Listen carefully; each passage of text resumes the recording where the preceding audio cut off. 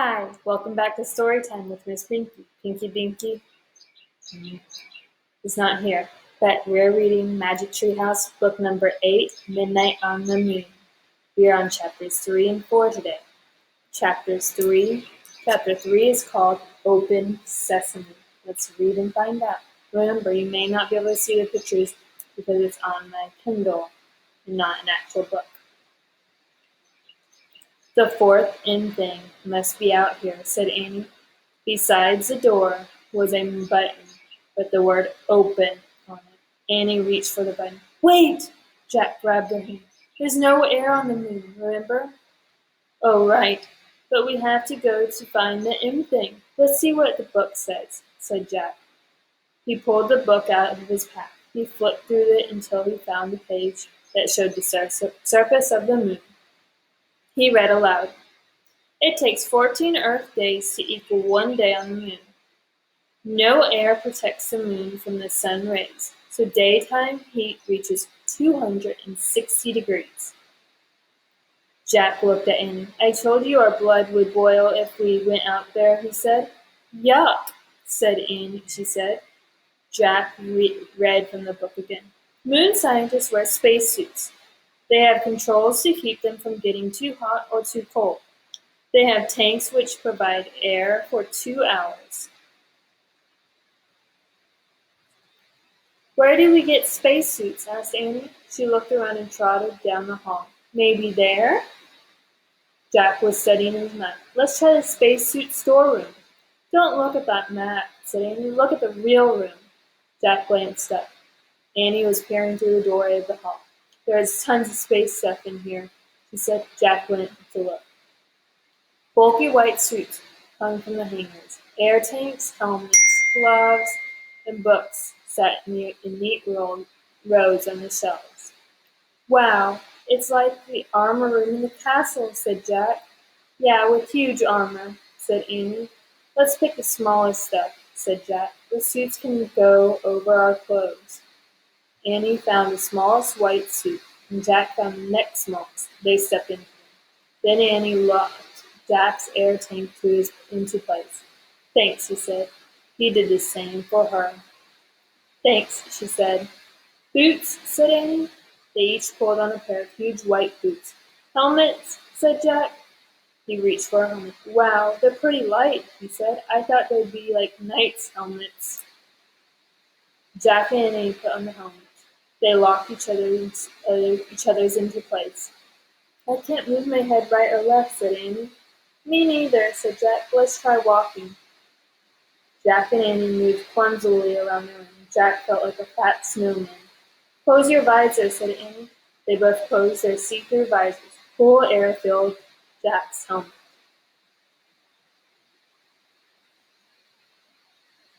I'm sorry we can't see the pictures. Just use your imagination. I can breathe, Annie yelled, her voice booming into Jack's ears. Ow! Talk quietly, Jack said. We have two-way radios inside our helmets. Sorry, Annie whispered. Jack put his moon book back in his pack, and he slung the pack over his shoulder. Okay, he said. Remember, we only have 2 hours of air. I hope we can find it, said Annie, of air in our tanks, so we need to find the fourth engine really fast. I hope we can find it, said Annie. Me too, said Jack, who knew they would not go home until they did. Let's go, said Annie. She gave Jack a little push. Watch it, no goofing off, he said. We don't want to fall over in these suits. Just go, said Annie. She pushed him out of the room. They walked back into the airlock. Ready, said Annie. Open sesame.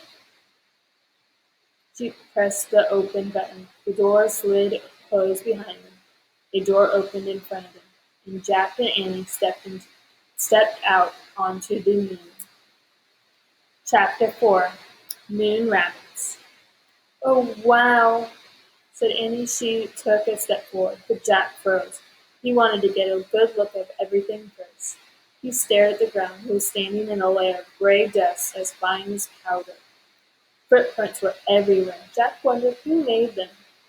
He reached into his pack for the moon book. To his surprise, it was as light as a feather. He found a picture of footprints on the moon.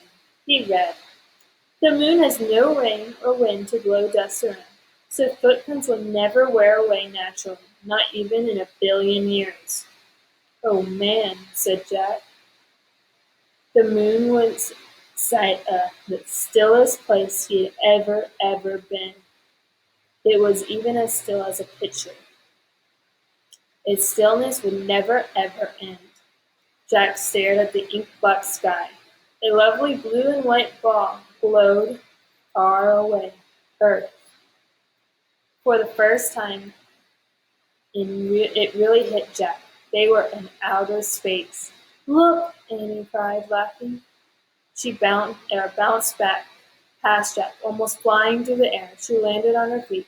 Then she jumped again. I'm a moon rabbit, she called. Jack laughed. How does she do that? He wondered. He turned to the page and read. A person weighs less on the moon because the moon's low gravity and lack of air. If you were 60 pounds on Earth, you'd only weigh 10 pounds on the moon.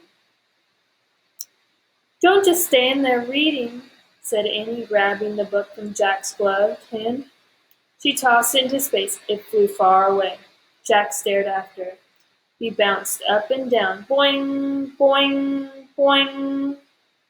Now he felt as light as a feather. Look, he called to Annie. I'm a moon rabbit too. Where Jack's boots hit the ground, moon dust scattered, sprayed into space. The book landed at the edge of a shallow crater. When Jack reached it, he tried to stop, but his feet slipped. He fell right over and landed on his side. He tried to stand, but he was off balance. He tried again, but the dust was just too deep, and his spacesuit was too clumsy. You okay? asked Annie. I can't get up, said Jack. You shouldn't have been goofing off, said Annie wisely. You goofed off first, said Jack. Now help me up, please. Annie started toward him. Don't fall too, warned Jack. I won't, Annie moved very slowly. She half floated, half walked. Give me your hand, she said. Annie grabbed Jack's hand. She pressed her boot against him, pulled him. Thanks, he said. No problem. It was easy. You're really light. Thank goodness, said Jack. It's impossible to get up alone. He picked up the moon book. It was covered in dust. He brushed it off. Oh, wow, look, said Annie. She stood on the edge of the crater. What is it? A moon buggy, said Annie. The buggy was parked in a crater. It had 4 huge wheels. Let's go for a ride, said Annie. We can't, said Jack. We just have 2 hours of air in our tanks, remember? I bet we'll find the M thing faster if we take the moon buggies. Annie bounced into the crater. But we can't drive, said Jack. I bet I can drive this, said Annie. It looks easy. Come on. But you don't have a license, said Jack. Who cares, said Annie. There aren't any roads on the moon, or stoplights, or policemen either. She was right, Jack thought. Well, go slow, he said, and he climbed in beside her. Annie pushed the button. Label on. The moon buggy lurched backwards. Yes! Step on the brake, said Jack. Annie pressed the pedal on the floor. The buggy stopped with a jerk. Whew, she said. It must be in reverse, said Jack. Let me study this. But before he could study anything, Annie pushed another button. The buggy tilted back. Its front wheels started to rise in the air. Let me out of here, Jack said Jack. Annie pushed more buttons. The buggy's front wheels landed back on the ground. The buggy leapt forward. Slower, said Jack. I can't, said Annie. I don't know how. Annie steered the buggy over the tracks on the ground. The wide wheels kept on sinking into the deep dust. Careful, said Jack. The buggy zoomed out of the crater. Gray clouds of dust rose behind them as they took off across the moon. Tomorrow, we will read chapters 5 and 6. Chapter 5 is called Hang On. I wonder if they'll find the 4th M thing. What do you think the 4th M thing could be? Respond and let me know.